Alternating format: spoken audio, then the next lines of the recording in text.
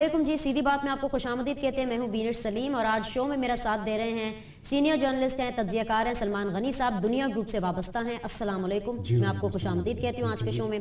आप लोग भी इस शो का हिस्सा बन सकते हैं, उसकी डिटेल्स अपनी टेलीविजन स्क्रीन पर देख रहे हैं। आप हमें कॉल कर सकते हैं और करंट इशू के हिसाब से ही बात कर सकते हैं। आगाज करते हैं सलमान गनी साहब, अगर ये कहा जाए कि भूख और गुर्बत रिश्तों का मुकद्दस भुला देती है तो कुछ गलत नहीं होगा, क्योंकि जो स्टोरी आज सामने आई है वो बिल्कुल इसके ऊपर 100% करेक्ट उतरती है। आप जानते हैं कि ईद की आमद है, बिल्कुल लास्ट वीक चल रहा है, वीकेंड के ऊपर ईद आ जाएगी।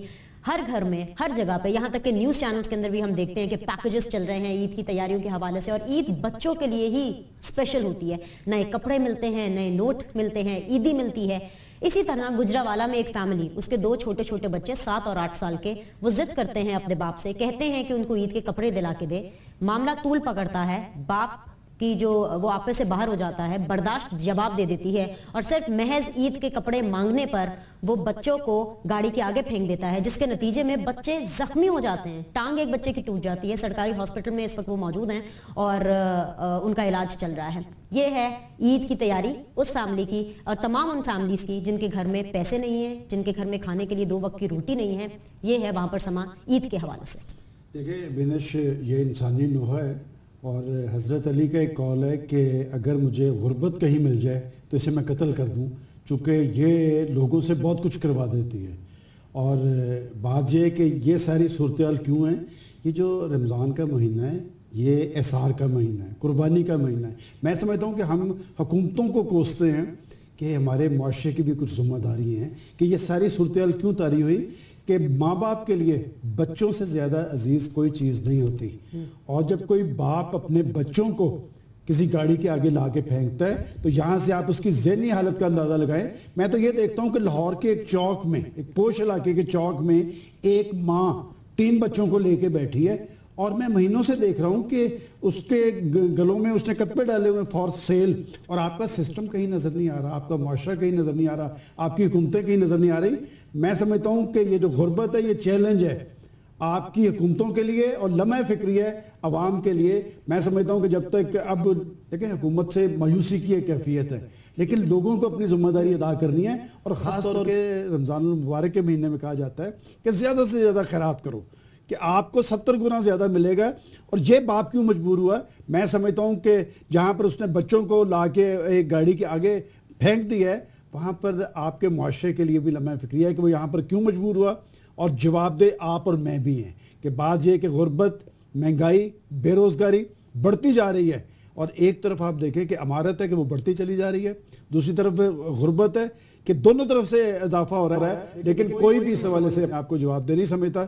मैं समझता हूँ कि ये वाकया जो है ये हमारे पूरे मुआशरे के लिए एक चैलेंज की हैसियत रखता है, हमें खुद इसका जवाब देना चाहिए। ये आपने बिल्कुल बजा फरमाया। और यहाँ पर बिल्कुल मैं ये ज़रूर कहना चाहूँगी कि गुर्बत और जो महंगाई है ना, ये दोनों चीज़ें मुझे ख़त्म होती हुई नज़र नहीं आ रही। गरीब ख़त्म होता हुआ मुझे ज़रूर नज़र आ रहा है। तो मेरे ख्याल से हम सबको being a media person simplicity को प्रमोट करना चाहिए। सिंपल कपड़े पहने, ये जो लैविश किस्म की ईद की ट्रांसमिशंस हो रही होती हैं या लैविश किस्म की अफ्तार और रमज़ान की ट्रांसमिशंस हो रही होती हैं, इसके ऊपर भी हमें फोकस करना पड़ेगा, क्योंकि लोग मीडिया को फॉलो करते हैं। इसमें ज़रूर, वो आज ही मैं किसी जगह पढ़ रहा था, एक शेर के अमीर शहर को खबर नहीं होती कि ईद क्यों घर घर नहीं होती। बात ये इसी तरह के घराने हैं कि वो फिर मजबूर होकर अपने बच्चों को लाके कोई फॉर सेल का कतबा उसके गले में लटका देता है और कोई लाके गाड़ी के आगे फेंक देता है। मैं समझता हूँ कि ये हमारे मुआशरे के लिए लम्हा फिक्रिया है। क्या हमारा मुआशरा जिंदा मुआशरा है? सबको इस पर सोचना चाहिए। खैर जी, ये जो एक अहम टॉपिक है ये तो लम्हा फिक्रिया है ही, और अल्लाह करे कि हमें आगे मजीद ऐसी स्टोरीज ना उठानी पड़े। लेकिन चलें, इस दुआ, इस उम्मीद के साथ कि जो भी हो पाकिस्तान के लिए बेहतरीन हो।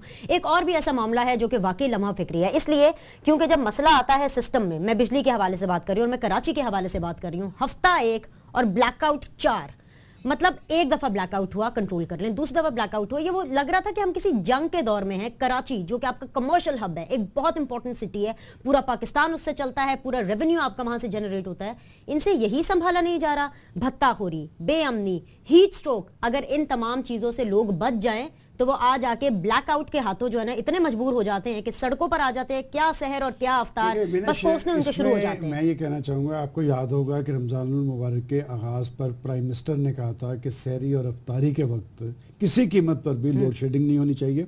इस दफ़ा ख़ास तौर पर कराची टारगेट हुआ है। देखें, असल बात यह, एक तो होता है जवाबदेही, एक होता है जिम्मेदारी का एहसास। क्या वहां पर किसी ने ये जिम्मेदारी ली है कि ये सारी कैफियत वहां पर क्यों तारी हुई?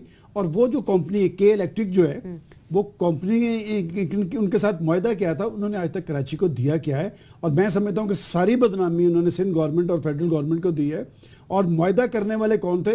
मेरा ख्याल उनसे ज़रूर पूछना चाहिए। और ये वो कंपनी है जिसने बिजली की पैदावार में इजाफा करना था, ये जो लाइन लॉसेज हो रहे थे उनका सदेबाप करना था, लेकिन उन्होंने आज तक क्या किया है? मैं समझता हूँ कि उनका तर्जमान आके जिस तरह के वो ऐलानात कर रहा है, जिस तरह की वजाहतें दे रहा है, कोई उनमें जान नहीं है, लेकिन उनसे जवाबदेही जरूर होनी चाहिए। देखें ये कर्ब और ये परेशानी, सलमान साहब, मैं यही तो बात कह रहा हूँ कि जब जवाबदेही का एहसास ही नहीं है, आज तक पाकिस्तान के हालात इस नैज पे बिनिश इसलिए पहुंचे हैं कि कोई जिम्मेदारी नहीं लेता, और जब जिम्मेदारी नहीं ली जाती तो फिर अनारकी की कैफियत आ रही होती है। दूसरी बात आपने कराची के हवाले से कही है, देखें कराची रसूल बलाद कराची है, कराची रोशनियों का शहर कहलाता था, आज वो अंधेरों में डूबा हुआ है।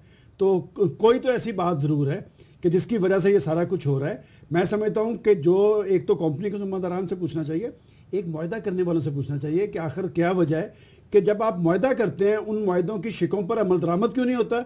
और बिनश जब शराइत पे अमल दरामद नहीं होता तो फिर बीच में करप्शन और कमीशन होता है, इसलिए जो है हुक्मरान भी खामोशी साधे रखते हैं। मैं समझता हूँ कि कराची के अंदर अगर आप अमन कायम नहीं कर पाएंगे तो पाकिस्तान के अंदर भी अमन नहीं होगा। चलिए जी, एक छोटा सा ब्रेक लेना है, लेकिन उससे पहले जरा आवाम को शामिल कर लेते हैं, खासतौर पे कराची के हवाले से बात करते हैं, जहां पर हफ्ता एक लेकिन ब्लैकआउट 4-4 और अभी भी इसकी कोई जिम्मेदारी नहीं रहा। और जो बयानात सामने आते हैं वो वेरी सॉरी टू से वो इतने फनी होते हैं कि उन पे हंसी निकल जाती है खुद ब खुद कि जी नमी का तनासुब ज्यादा हो गया, हीट स्ट्रोक था, गर्मी बहुत ज्यादा पड़ी, शायद इस वजह से हो गया, लाइनें ट्रिप कर गई, व्हाटसोएवर जो उनकी लॉजिक है, बारिश हो गई, इसलिए ये तो होता रहता है। तो क्या पाकिस्तान, क्या कराची ऐसे ही चलेगा? अस्सलाम वालेकुम जी, मैं खान मोहम्मद खान अब्बासी बोल रहा हूँ भावलपुर से। जी फरमाइए।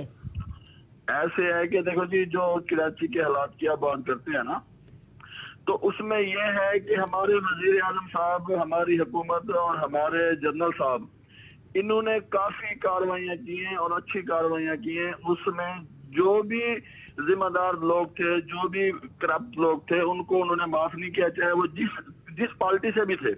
तो इसमें चाहिए था कि हमारे जो भी है ये पार्टी वाले, तो जो उनके किसी बंदे के खिलाफ कार्रवाई हो तो वो कहते हैं ये गलत हो रहा है। ये इनको चाहिए कि गलत जो है वो गलत है, चाहे वो कोई बंदा भी है तो उसके खिलाफ कार्रवाई हो रही है तो हुकूमत का साथ देना चाहिए इनको।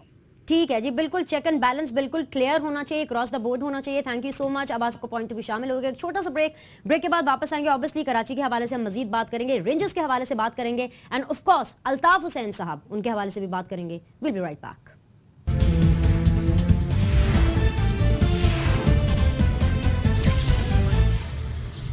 ब्रेक के बाद जी एक दफा फिर से खुशामदीद कहते हैं। डिस्कशन के सिलसिले को रिज्यूम करते हैं। बात हम कर रहे थे हफ्ता एक ब्लैकआउट 4 के इलेक्ट्रिक, उसकी बयानबाजी एंड डेफिनेटली फेडरल गवर्नमेंट की और सूबाई हुकूमत की भी इस हवाले से बयानबाजी शामिल आती है। मैं बात कर रही थी कि जो बयान आते हैं सामने, चाहे वो के इलेक्ट्रिक की तरफ से हो, चाहे वो गवर्नमेंट की तरफ से हो, काफ़ी फ़नी होते हैं। के इलेक्ट्रिक जो है, ताज़ा बयान उनका सामने आता है कि कराची में कहीं भी बिजली का बड़ा ब्रेक डाउन नहीं हुआ, मतलब 4 दफ़ा ब्लैकआउट हो गया। इम्तिहान आप ले रहे हैं रोजेदारों का, लोगों का, क्योंकि एक तो रोजा और उसके ऊपर रोजे रख के सहरी करें या अफ्तार करें और गालियां दें, जाहिर सी बात है गुस्सा आता है, फ्रस्ट्रेशन लेवल आपका बढ़ जाता है। बिजली नहीं, गर्मी इतनी ज्यादा, हीट स्ट्रोक पहले ही बहुत ज्यादा है, तो ये तो लोगों का इम्तिहान लेने के बराबर हुई और उनको लगता है कि कोई बड़ा ब्रेकडाउन हुआ ही नहीं है पिछले कुछ अरसे में। चीज खुद हुकूमत को समझने की जरूरत है कि के इलेक्ट्रिक की सूरत में कोई चीज हुकूमत की मकबूलियत पे, हुकूमत की शोहरत पे असरअंदाज तो नहीं हो रही। आपको पता है कि इस तरह की सूरत पंजाब में भी कुछ शहरों में आखिर कोई ना कोई जवाबदेह यहाँ था। आज यहाँ पर ऐसी सूरत हाल क्यों तारी नहीं हो रही? यहाँ पर भी लोड शेडिंग हुई थी, लेकिन कुछ औकात में उन्होंने काबू कर लिया है और कुछ औकात में लोड शेडिंग पंजाब के शहरों में भी होती है। मैंने जैसे पहले कहा है कि असल बात होती है जिम्मेदारी और उसका एहसास। क्या जिम्मेदारी का एहसास वहाँ की हुकूमतों को मौजूद है? और के इलेक्ट्रिक के कोई बाहर के अदारा नहीं कि वो आके जवाब दे होगा। आपने मुआहदा ज़रूर किया था, मैंने तो बताया कि जो उनसे मुआहदा किया उनकी शराइत पे अमल दरामद नहीं होता। उन्होंने बिजली की पैदावार में इजाफा करना था, वो नहीं हुआ। उन्होंने लाइन लॉसेस को कंट्रोल करना था, वो नहीं किया। माल खा रहे हैं अरबों खरबों के अंदर। और बात है कि आप लोगों से तो पैसे ले रहे हैं लेकिन लोगों को सहूलत फराहम नहीं कर रहे। इस पे जो भी रद्द-ए-अमल होगा वो हुकूमत के खिलाफ होगा। कि ईंधन नहीं मिल रहा, सिस्टम में कोई खराबी नहीं है, ईंधन नहीं मिल रहा। बात है कि मैं फिर वही बात कहूंगा कि जी जब तक इनके गिर्द कानून का शिकंजा नहीं कसा जाएगा, तदीबी कार्रवाई नहीं जाए, उन पे कोई डर और खौफ नहीं होगा। कैसे संभलेगा ये मामला? आज तो शर्जील मेमन साहब भी बहुत एक्शन में नजर आए, कहते हैं कि अगर उन्होंने अपनी हरकतें बंद नहीं की के इलेक्ट्रिक वालों को तंबी करते हैं, ना हम छोड़ेंगे आपको और अवाम भी आप लोग को नहीं छोड़ेगी। किस तरफ मामला जा रहा है? मामला सेटल होगा कि कोई नहीं? साहब के इस तरह के बयानात का इसलिए असर नहीं होगा कि शर्जील मेमन साहब इस सारे मामले की तहकीकात करवाएं कि ये मुआहदा खुद उनकी हुकूमत ने ही उनके साथ किया था, किस बुनियाद पे किया था, क्या वो कंपनी इसके अहल थी, अगर अहल थी तो आपने उनके साथ मुआहदा किया, उनका गिरबान पकड़े जाके। बात है कि लोग ये सारी मौसमी शिद्दत के अंदर, रोजे की कैफियत के अंदर, सहरी और अफ्तारी में जब बिजली नहीं होती और वो लोड शेडिंग की सजा भुगत रहे होते हैं, आप मुझे बताएं कि उनके दिल क्या कह रहे होंगे। मैं समझता हूं कि शर्जील मेमन साहब बयानात की जरूरत नहीं, इक़दामात की जरूरत है, और वहां से ये सारी सूरत हाल का तदारक करना उनकी जिम्मेदारी है। के इलेक्ट्रिक को लोग नहीं जानते, लोग जानते हैं हुकूमतों के अंदर, और हुकूमतें वो जो कहती हैं कि हम अवामी मैंडेट के साथ बरसकता आ रही हैं। दुनिया के अंदर जो जमहूरी हुकूमतें होती हैं वो जवाबदेह होती हैं, वो लोगों को सहूलतें मुहैया करती हैं, वो लोगों की ज़िंदगियों में इत्मीनान लेके आती हैं, वो बैठ के सोचते हैं कि अपने अवाम को कहाँ से इत्मीनान देना है, कहाँ से रिलीफ मुहैया करना है। बदकिस्मती ये है कि हमारे यहाँ अवामी मैंडेट की हामिल हुकूमतें भी मौजूद हैं, लेकिन जिम्मेदारी का एहसास नहीं है और जवाबदेही का अमल नहीं है। फेडरल गवर्नमेंट आपको लगता है कि कुछ पॉप इन करने वाली है कि इलेक्ट्रिक के मामले पर उसको डी प्राइवेटाइज करने वाली है, या उसको प्राइवेट ही रहने देगी? क्योंकि अगर प्राइवेट इदारों का ये हाल है ना, तो वेरी सॉरी टू से हमें फिर प्राइवेट इदारे मजीद नहीं चाहिए। देखें, बात ये कि मैं इसलिए कह रहा हूँ कि इससे मुआहदे को तो थोड़ा सा खंगालें कि किसके कहने पे हुआ था, किसके दौर में हुआ था, किन शराइत पे हुआ था, और जिन शराइत पे हुआ था वो शराइत पूरी क्यों नहीं हुई। के इलेक्ट्रिक को कोई कुछ नहीं कहेगा, लोग जाके गिरबान पकड़ते हैं, वो हुक्मरानों का पकड़ते हैं। जहां तक फेडरल गवर्नमेंट की बात है, देखिए फेडरल गवर्नमेंट ने कहा कि जो मैक्सिमम वो बिजली दे सकते थे वो उन्होंने दी थी, लेकिन बात यह कि पाकिस्तान के अंदर बिजली का बहरान क्यों तारी हुआ, ये तो आपकी हुकूमतों की मुजरमाना गफलत थी। मैं तो हमेशा ये कहता हूँ कि डैम्स बनाने में असल रुकावट क्या थी। देखिए बिनेश, डैम्स अगर पाकिस्तान के अंदर बने होते तो सिर्फ 1.5 रुपए पर यूनिट बिजली बनती है, जो आज आप 18 रुपए खरीदते हैं और 26 रुपए आगे फरोख्त करते हैं। मैं समझता हूं कि उतनी बिजली आपके आईपीपीज और पावर प्रोजेक्ट्स के जरिए बनी नहीं जितना इसमें से करप्शन और कमीशन की नजर हुआ है। लोगों ने अपने बैंक बैलेंस भरे हैं और इंतकाम पाकिस्तान के साथ लिया है, और जिन्होंने इंतकाम पाकिस्तान के साथ लिया है, मैं समझता हूं कि लोग भी अपने अंदर जान पैदा करें। जब भी इनके पास वोट की ताकत आती है, वोट की ताकत के इस्तेमाल के वक्त उन्हें 100 दफा सोचना चाहिए। बिल्कुल आपने बजा फरमाया, और इस नोट के ऊपर मैं तो सिर्फ यही कह सकती हूँ कि सलमान गनी साहब और आप सब लोगों को भी कि कराची वालों के साथ और कराची के साथ तो हद ही हो गई है, वाकई इस दफा हद ही हो गई। आप लोग को एक दफा फिर से शामिल करते हैं। अस्सलाम वालेकुम। जी वालेकुम सलाम जी। हेलो जी अस्सलाम वालेकुम। वालेकुम सलाम, मुनव्वर सत्ती बोल रहा हूँ कोटा से। जी सत्ती साहब फरमाइए। बिने साहब, कराची समेत पूरे मुल्क में अंधेरे इसलिए हैं कि हमारे पास रोशन दिमाग की आदत नहीं है। हमारे हुक्मरान सियासतदान नहीं आरती हैं। हर रोज नौकरियों की बोलियां लगती हैं, ओहदे बिकते हैं, मेरिट कत्ल होता है, लोग खुदकुशियां कर रहे हैं। अमीर हुक्मरानों को कौन बताए कि तू की जाने यार अमीरा, बंदा रोटी खा जाना है, रोटी बंदा खा जाना। ठीक है मुनव्वर सत्ती साहब, थैंक यू सो मच, आपका पॉइंट ऑफ व्यू शामिल हो गया। अस्सलाम वालेकुम। वालेकुम अस्सलाम जी। राना जावेद बोल रहा हूँ जी, रावलपिंडी से। जी राना साहब, कराची के मसले में थोड़ा सा पीछे जाना पड़ेगा जी, प्लीज गुजारिश है मेरी कॉल ना काटिएगा। सबसे पहले तो मैं आपको बताऊं कि हम खुद महाजर हैं। मेरे वालदैन करनाल से, जहाँ से वजीर आजम साहब हमारे लियाकत अली खान साहब थे, वहां से थे। और ये जो ना अल्ताफ भाई, ये हमें महाजर से पाकिस्तानी नहीं बनने दे रहे। हमारी इनसे गुजारिश है कि हमें महाजर के बजाय पाकिस्तानी बनने दें। अब दूसरी बात यह है कि कराची के हालात इस वजह से खराब है कि ये भत्ता लेते हैं, आधा भत्ता वहाँ गरीब लोगों को भी बांट देते हैं, आधा इंग्लैंड चला जाता है, आधा अपने कारकुनान को दे देते हैं। अब वो कैसे इन्हें छोड़ेंगे? वो नहीं छोड़ सकते। अब दूसरी तरफ आइए, राव साहब को देखिएगा, राव साहब ने इनको पकड़ा है तो क्या कुछ पकड़ा, वो केस किधर है, कहाँ है? अच्छा ताहिर साहब की तरफ चले जाइए, ताहिर साहब ने इनके वहां से क्या कुछ बरामद नहीं किया। असला बरामद किया जो यहाँ पाकिस्तान में ममनू असला था, वो केस कहाँ गया, किधर गया केस? राना जावेद साहब, आपका मुद्दा हम समझ गए हैं, ये जो केस है वो चल रहे हैं, सब पता चलेगा, हम आपका मुद्दा भी समझ गए, आपकी पूरी टाइमलाइन भी समझ। हम बिल्कुल इसी टॉपिक पर आने वाले रेंजर्स के हवाले से बातचीत करेंगे। अल्ताफ हुसैन साहब का जो ताज़ा बयान आया है उसके ऊपर भी बात करेंगे। सलमान गनी साहब यहाँ पर मौजूद हैं। हम जब सेगमेंट का आगाज करेंगे बिल्कुल आपको उसका जवाब मिलेंगे, लेकिन यहाँ पे एक छोटा सा ब्रेक लेते हैं। ब्रेक के बाद वापस आएंगे, अपनी डिस्कशन को रिज्यूम करेंगे। Don't miss it.